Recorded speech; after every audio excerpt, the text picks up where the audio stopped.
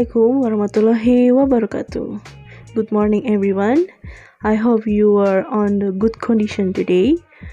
We are from group 1. We will presentation about conditional versus subjunctive. The first one, I will explain about base of the function. The first is differences of the conditional supposition that is still possible happen, and of the subjunctive supposition that is more impossible happen that conditional sentence. Is that mean? Perbedaannya itu pada pengandaian yang masih mungkin terjadi pada kondisional, sedangkan pada subjunctive sendiri mustahil terjadi dan tidak mungkin terjadi bisa dibandingkan conditional sentence. For the equality, basically subjunctive have a similarity to conditional sentence that is common for the suppositions expressing a condition contrary to reality. Jadi pada persamaannya, subjunctive dan conditional sentence itu sama-sama bentuk pengandaian yang menyatakan suatu kondisi berlawanan dengan kenyataannya. And for the next will be delivered by NIDY. The next material is conditional versus subjunctive based on the type and the formula or sentence structure. There are equality, no differences between them. For the equality is that both of them make up of klausa pengandaian atau dalam conditional sentence lebih dikenal dengan if clause and main clause. For example, dalam conditional sentence kita punya contoh if I see you tomorrow, I will buy you a drink. Dalam kalimat tersebut, klausa pengandaiannya adalah if I see you tomorrow, di mana ciri khas utama klausa pengandaian dalam conditional sentence adalah diawali dengan kata if, dan main clause-nya adalah I will buy you a drink. Untuk subjunctive, contohnya I wish I were a doctor. Klausa pengandaiannya adalah I wish dan main clause-nya adalah I were a doctor. Next, differences between conditional and subjunctive. You can see in this video, there are 4 differences between conditional and subjunctive. For the first one is the formula of the sentence. For conditional, the formula is klausa pengandaian begin with if, and the main clause uses modal. For subjunctive, the formula is klausa pengandaian uses subjunctive words such as wish, if, as if, as though, and would rather. Ketika kalian ingin menggunakan conditional, maka di awal kalimat menggunakan kata if, kemudian dilanjutkan dengan main clause menggunakan modal. Dan jika kalian ingin menggunakan subjunctive, maka dalam kalimat tersebut terdapat subjunctive words yang tadi saya sebutkan. And next, the type 1. In the type 1, there are any differences between conditional and subjunctive. For conditional, the formula of the type 1 is klausa pengandaian if plus subject plus verb 1, and for main clause, subject plus modal plus verb 1. The example, if I see you tomorrow, I will buy you a drink. Jadi di contoh ini, kita bisa melihat bahwa klausa pengandaiannya yaitu if I see you tomorrow, kemudian disambung dengan tanda baca koma, dan dilanjut dengan main clause, yaitu I will buy you a drink. And next for subjunctive, the type 1 of subjunctive.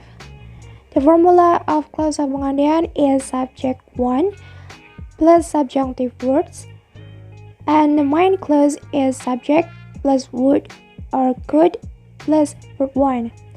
The example, I wish I would go to school tomorrow. Dalam kalimat ini, bisa kita ketahui bahwa subjunctive words yang digunakan yaitu wish. And the next material will be presented by ARINI. Bismillahirrahmanirrahim. My name is ARINI Wijayanti and my last number is 68. Conditional sentence type 2. Conditional sentence type 2 is used to suppose something that is actually impossible to happen. because the conditions are contrary to the existing reality. So actually, this type of conditional sentence expresses an unfulfilled hope. What is presupposed is something that happens now or later. Tipe kedua ini digunakan untuk mengandaikan sesuatu yang sebenarnya mustahil terjadi, karena syaratnya bertentangan dengan kenyataan yang ada. Jadi, conditional sentence type 2 ini menyatakan sebuah harapan yang tidak dapat terpenuhi. Apa yang diandaikan adalah sesuatu yang terjadi sekarang ataupun nanti. Kemudian, pola kalimatnya adalah sebagai berikut. If plus subject plus verb to or were plus subject plus would plus verb 1. For example, if I were there, I would buy it all. Seandainya saya di sana, saya akan membeli itu semua. Tetapi pada kenyataannya, saya tidak berada di sana, sehingga saya tidak membeli itu semua. Kemudian adalah subjunctive type 2. Pengandaian ini adalah pengandaian tentang kondisi atau kejadian yang terjadi sekarang. Apa yang diandaikan mustahil terjadi karena bertentangan dengan kenyataan yang ada. Sama seperti conditional sentence type 2, kata were digunakan untuk semua subjek. Kemudian, berikut adalah polanya. Subjek 1 plus wish atau if atau as if atau as though atau would rather plus subject plus past tense. For example, I wish I were a doctor. Saya berharap saya adalah seorang dokter. Pada kenyataannya, saya bukanlah seorang dokter. Okay, the next is the difference between conditional and subjunctive clause, type number 3. For conditional, type number 3, it is used to express a conditional in the past that is not impossible anymore, often used to criticize or regret. And the pattern is klausa pengandaian or hypothetical clause is if plus subject plus had plus verb 3, and the main clause is subject plus modal plus have plus verb 3. And the example is, if I had worked harder, I could have paced my exam. For the type number 3 of subjunctive clause is used as a reference to supposition.